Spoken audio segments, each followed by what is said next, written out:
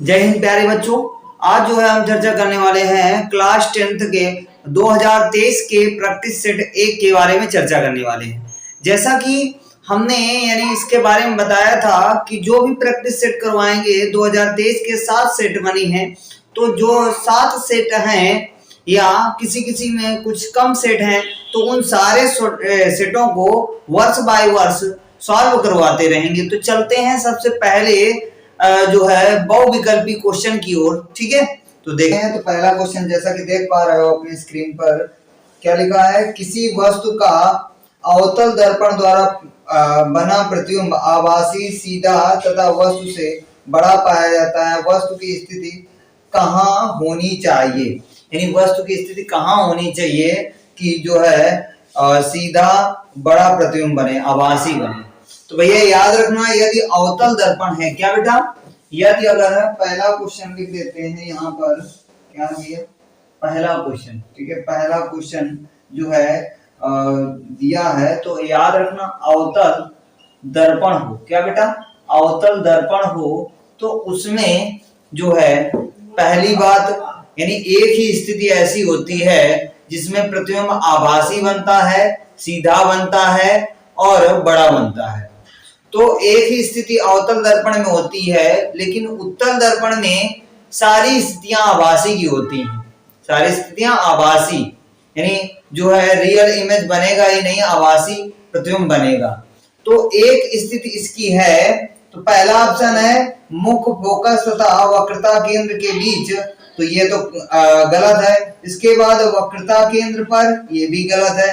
वक्रता केंद्र से परे, ये भी गलत है। इसके बाद बोल रहा है दर्पण के ध्रुव तथा मुख्य फोकस के बीच। दर्पण के ध्रुव और मुख्य फोकस के बीच जब कोई वस्तु रखी जाती है तो उसका प्रतिबिंब कहां पर बनता है भैया, कैसा बनता है? तो आभासी, सीधा तथा वस्तु से बड़ा। तो याद रखना बेटा, एक ही स्थिति में अवतल दर्पण में एक ही स्थिति में सिर्फ प्रतिबिंब आभासी, सीधा तथा वस्तु से बड़ा बनता है। ठीक है, तो वो स्थिति है कौन सी? जब वस्तु मुख्य फोकस यानी दर्पण के ध्रुव और मुख्य फोकस के बीच रखा हो। तो इसका ऑप्शन कौन सा करेक्ट होगा? इसका ऑप्शन करेक्ट होगा डी वाला। क्या होगा?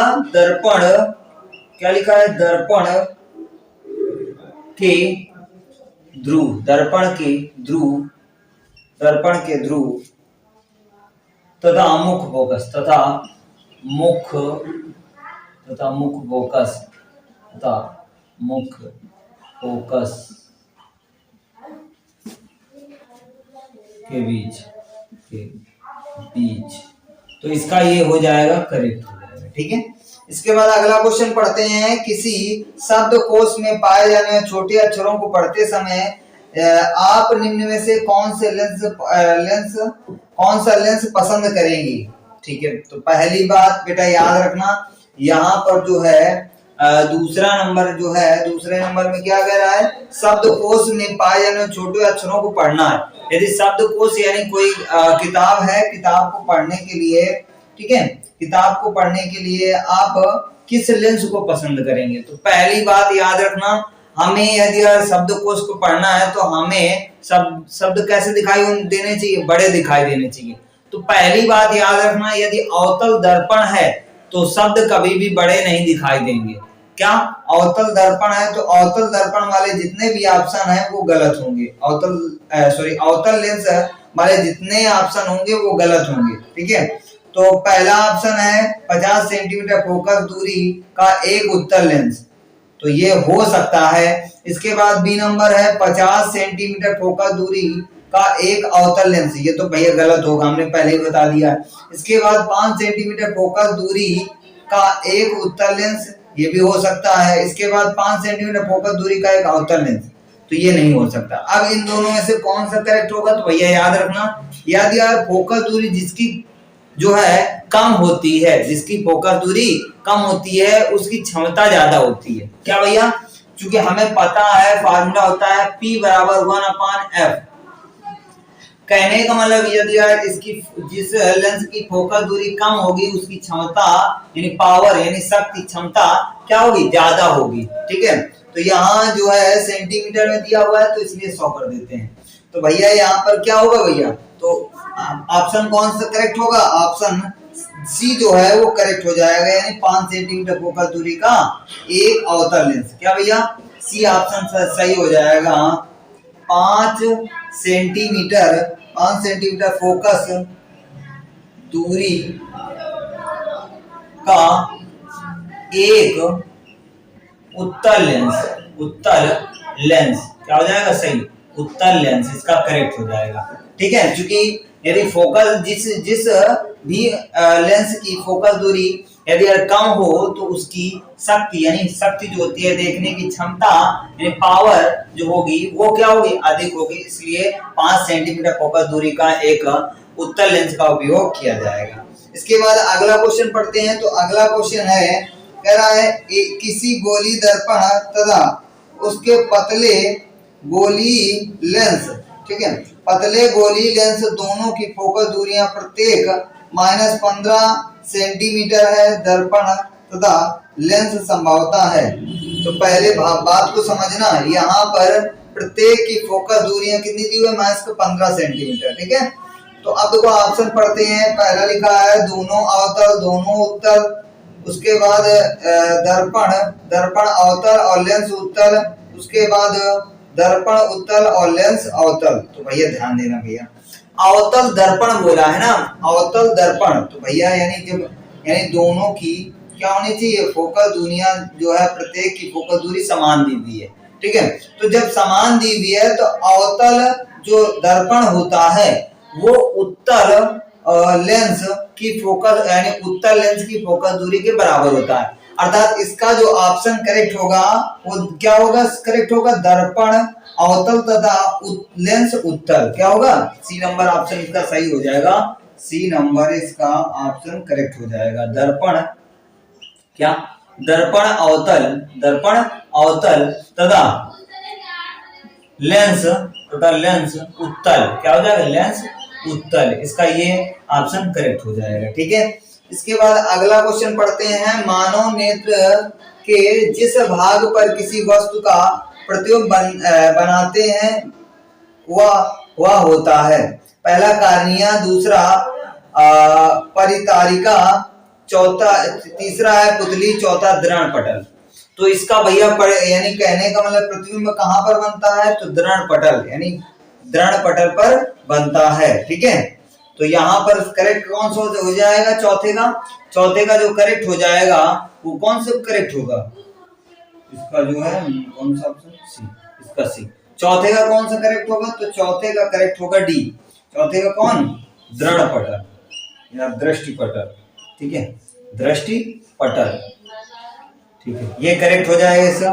क्वेश्चन नंबर 5 है, जैसा कि दिया है तुम लोगों का, दो चालक तार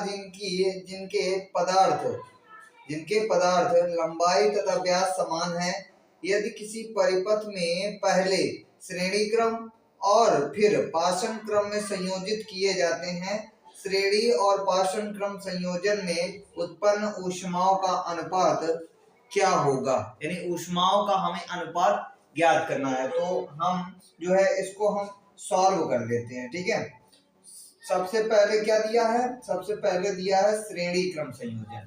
ठीक है, तो चित्र के माध्यम से थोड़ा लंबा हो जाएगा। ठीक है, लेकिन फिर भी हम इसको समझा देते हैं। तो सबसे पहले हम चित्र बनाते हैं श्रेणी क्रम संयोजन। ठीक है, श्रेणी क्रम संयोजन। ठीक, अब यहाँ पर एक कोई प्रत्यावर्ती धारा यानी विभव रख देते हैं V, जो कि वोल्टेज दे रहा है।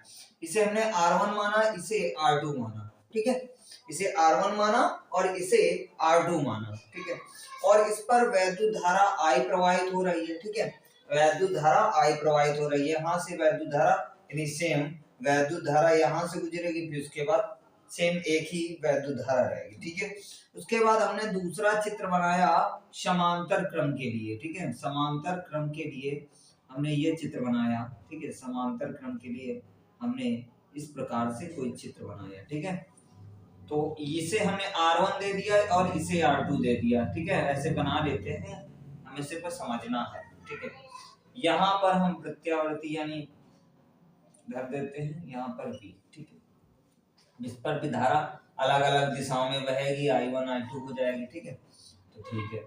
अब देखो भैया, चूंकि हमें पता है कि समांतर क्रम संयोजन के लिए फार्मूला क्या होता है और श्रेणी क्रम संयोजन के लिए फार्मूला क्या होता है। ये समांतर है, ये श्रेणी। तो चूंकि हमें पता है कि समांतर क्रम संयोजन के लिए फार्मूला, सबसे पहले हम लिख लेते हैं श्रेणी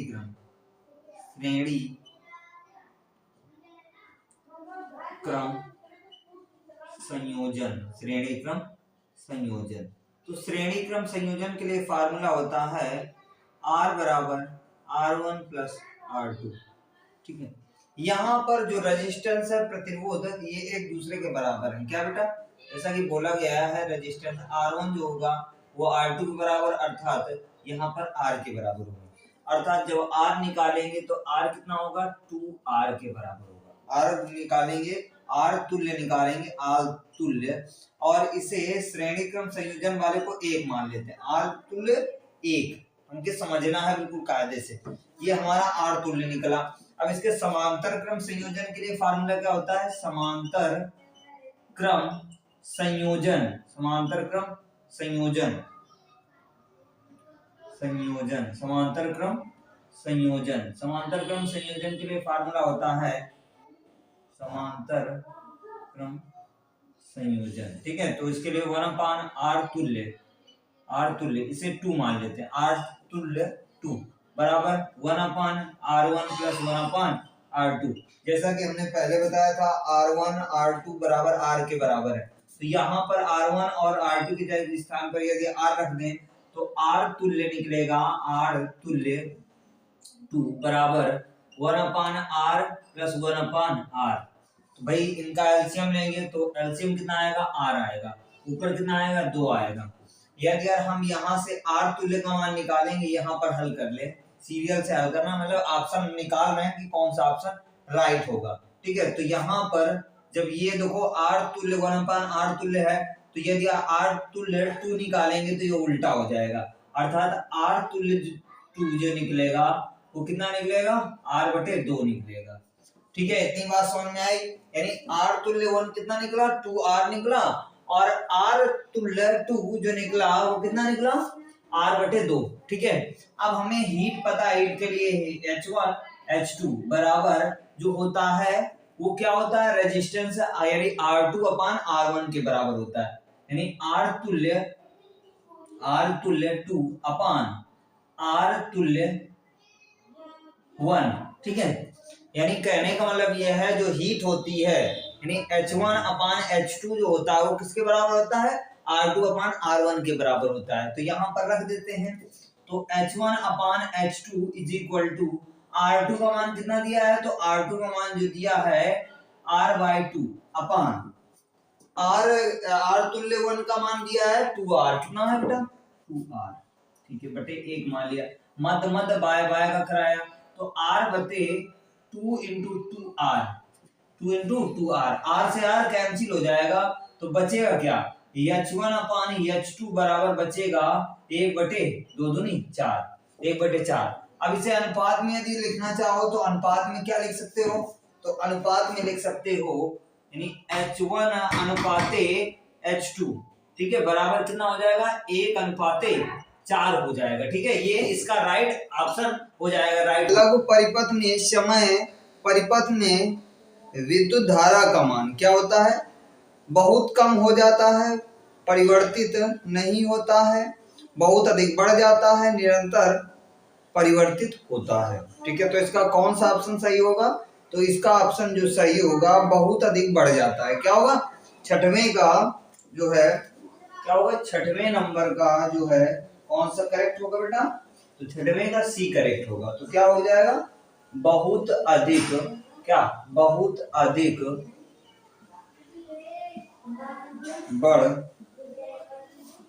बहुत अधिक बढ़ जाता है, बढ़ जाता, बहुत अधिक बढ़ जाता है, इसका ये करेक्ट हो जाएगा। ठीक है, इसके बाद अगला क्वेश्चन जो है कह रहा है 7वां नंबर, 7वें नंबर में कह रहा है विद्युत धारा परिपथ, विद्युत धारा उत्पन्न करने की युक्ति को कहते हैं, विद्युत धारा उत्पन्न करने की युक्ति को कहते हैं। जनित्र, गैल्वेनोमीटर, एमीटर, मोटर।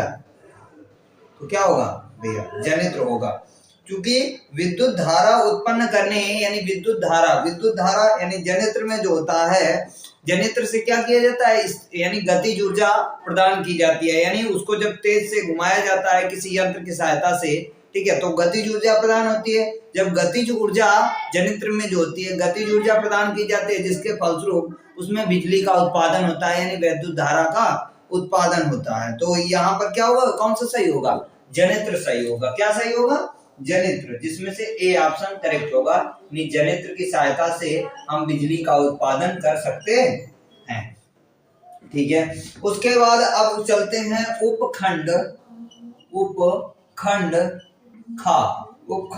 खा, ठीक है। सबसे पहला है कि एंटीमनी है, 8वें का पहला एंटीमनी है। तो एंटीमनी क्या है, धातु है, अधातु है, उपधातु है, मिश्र धातु है। जैसा कि हमने बहुत बार बताया है ऑनलाइन या ऑफलाइन में कि जो एंटीमनी होती है वो कैसी, उपधातु होती है। कैसी होती है, उपधातु होती है। उपधातु किसे कहते हैं, जिसमें धातु के गुण अधिक और अधातु के गुण कम पाए जाते हैं, उपधातु कहलाता है, ठीक है। तो यहाँ पर एंटीमनी जो होगा वो उपधातु होगा। क्या होगा, उपधातु, सही हो जाएगा, उपधातु इसका राइट हो जाएगा, ठीक है। उसके बाद लेड नाइट्रेट का रासायनिक सूत्र है, तो PbNO3 का होल ट्वाइस, PbNO2 का होल ट्वाइस, उसके बाद PbO। तो इसमें कौन सा करेक्ट होगा, यदि तुमने पढ़ा होगा लेड नाइट्रेट का सूत्र तो कोई दिक्कत तो होगी नहीं। तो इसका जो है पहला ऑप्शन तो नहीं सही होगा, तीसरा ऑप्शन भी नहीं सही होगा, चौथा भी नहीं सही होगा। तो सही कौन सा होगा, बी सही होगा। कौन सा सही होगा, यानी 9वें का जो सही होगा सूत्र क्या होगा, PbNO3 का होल ट्वाइस। क्या होगा, PbNO3 का होल ट्वाइस, ये हो गया, ठीक है। उसके बाद आगे है निम्न में से असंतृप्त हाइड्रोकार्बन है। तो भैया C2H6 बी है, बी नंबर है C2H4 और सी नंबर है CH4। उसके बाद लास्ट नंबर है डी नंबर है C3H8। तो इसमें कौन सा करेक्ट होगा बेटा, कह रहा है असंतृप्त हाइड्रोकार्बन, संतृप्त नहीं असंतृप्त। तो ये तो सारे संतृप्त हैं और सिर्फ एक ही इसमें है जो असंतृप्त है, असंतृप्त एक ही है, ठीक है। जैसे सपोज करते हैं, जैसे पहला लिखा है, यानी 10वें का पहला लिखा है C2H6, ठीक है। तो पहला ये ऑप्शन, हम सारे ऑप्शन लिख देते हैं, ए ये है और जो है बी क्या है भैया, तो बी है C2H4।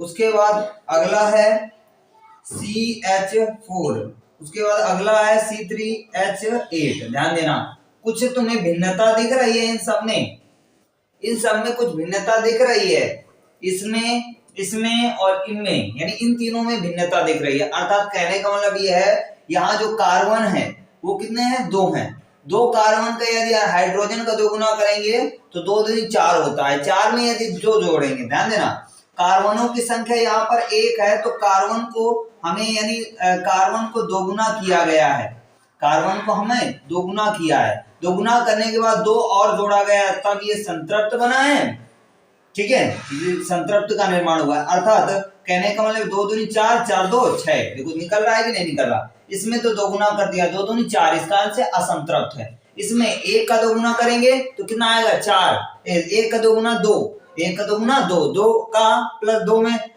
में 2 जोड़ेंगे तो 4 आ जाएगा।